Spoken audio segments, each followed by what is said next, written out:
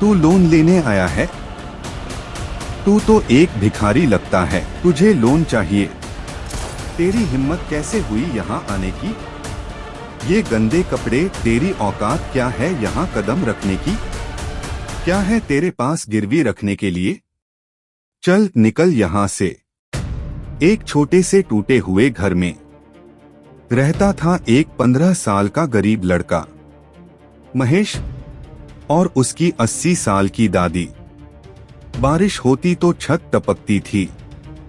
रसोई में खाने के लिए बहुत कम होता था और उनके पास जो सबसे कीमती चीज थी वो था एक दूसरे का साथ।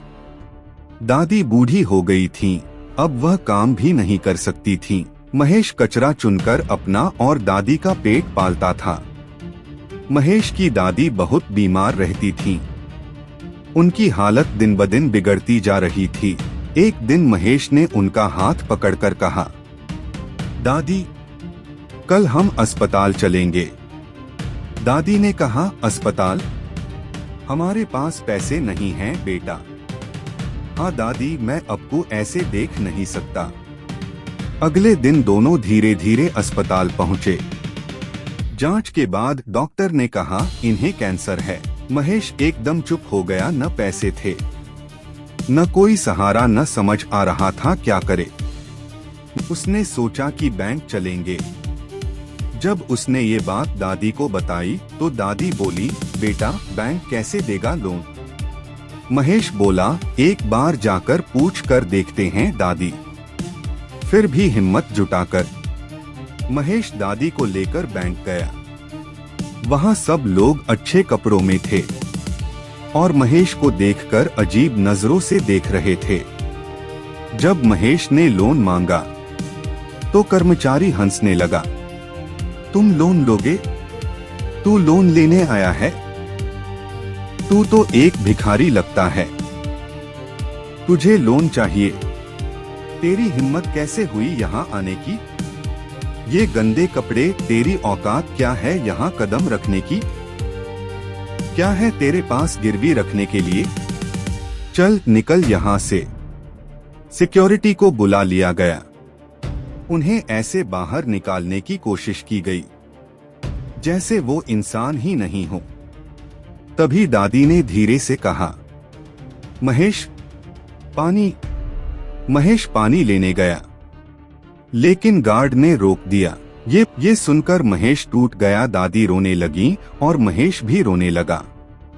लेकिन वहां एक और इंसान था, प्रीति, एक रिपोर्टर। उसने सब कुछ देखा और चुपचाप रिकॉर्ड कर लिया।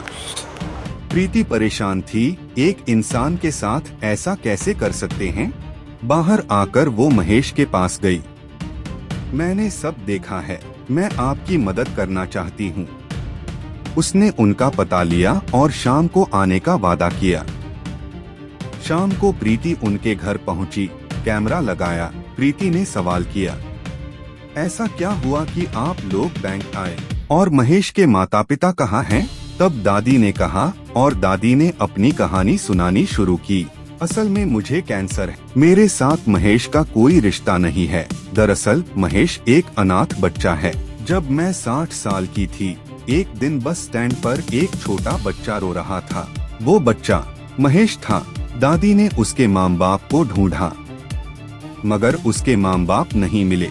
फिर मैं उसे पुलिस स्टेशन भी लेकर गई, लेकिन वहाँ इंस्पेक्टर ने कहा, आप इसे किसी एनजीओ में ले जाओ, वही बेहतर रहेगा।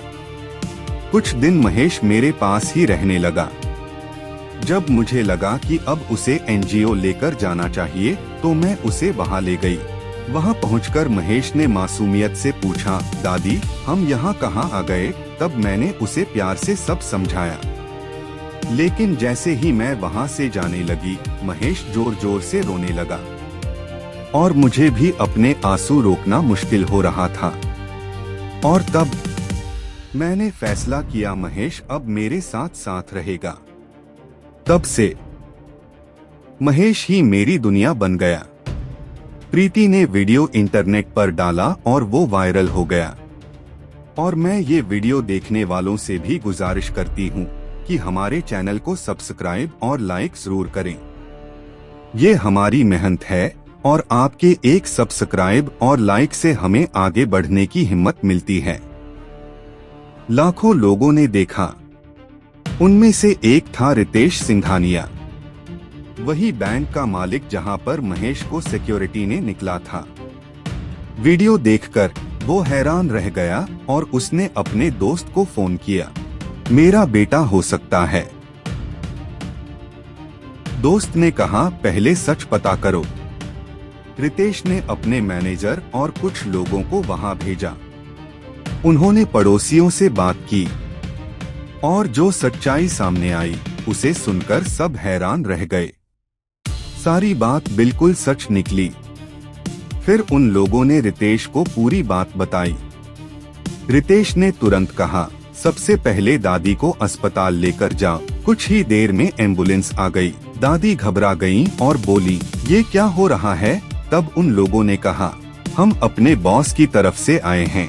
उन्होंने कहा है कि आपको अच्छे अस्पताल में ले जाकर आपका इलाज करवाया जाए। असली बात वो खुद आपको बताएंगे। दादी और महेश अस्पताल पहुँचे। इतने बड़े अस्पताल को देखकर महेश हैरान रह गया। दादी का इलाज तुरंत शुरू हो गया। कुछ ही देर बाद रितेश खुद अस्पताल आया। उसने महेश को ध्यान से देखा और कहा, मुझे लगता है तुम मेरे खोए हुए बेटे हो सकते हो। महेश यह सुनकर चौंक गया और बोला, ये कैसे हो सकता है? रितेश ने शांत होकर कहा, इसीलिए मैं चाहता हूँ कि हम डीएनए टेस्ट कराएं, ताकि सच सामने आ सके। कुछ दिनों बाद रिपोर्ट आई और सच सबके सामने था। महेश ही रितेश का खोया हुआ बेटा था। यह सुनते ही महेश की आंखों में आंसू आ गए। दादी भी रो पड़ी। दोनों की खुशी का ठिकाना नहीं था। रितेश ने मुस्कुराते हुए कहा, अब आप दोनों मेरे साथ हमारे घर चलिए। महेश जब रितेश के घर पहुंचा तो वह इतने बड़े और शानदार घर को देखकर हैरान रह गया। एक दिन रितेश महेश को बैंक लेकर गया और सभी कर्मचारियों से कहा, ये मेरा बेटा है। यह सुनकर सभी कर्मचारी हैरान रह गए, क्योंकि उन्हें याद था कि यही वही लड़का था जो कभी फटे कपड़ों में लोन मांगने आया था और आज वही इस बैंक का मालिक बन चुका था। महेश अब अपने पिता के साथ खुश है। अगर आपको ये कहानी अच्छी लगी हो तो प्लीज एक लाइक करें और हमारे चैनल को सब्सक्राइब करें। आपके सपोर्ट से हमें आगे बढ़ने की हिम्मत मिलती है। इस वीडियो को अपने दोस्तों के साथ जरूर शेयर करें और हमें कमेंट बॉक्स में बताएं कि आपको ये कहानी कैसी लगी।